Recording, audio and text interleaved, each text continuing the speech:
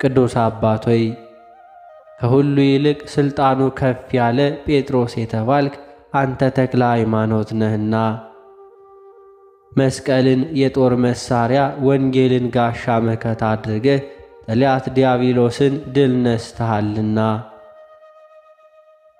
ተክለ ሃይማኖት ሆይ በስነ ተፈጥሯቸው እንደ አጥቢያ ኮከብ ለሚያበሩ ዓይኖች ሰላም እላለሁ።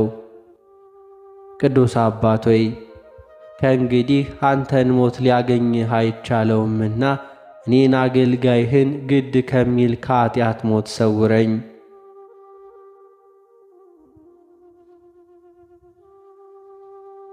ተክለ ሃይማኖት ሆይ በክቡራን ነቢያት የተነገረውን በቡሩካን ሐዋርያት የተሰበከውን መልካሙን ምሳሌ ነገር ለሚያደምጡ አሕዛኖች ሰላም እላለሁ።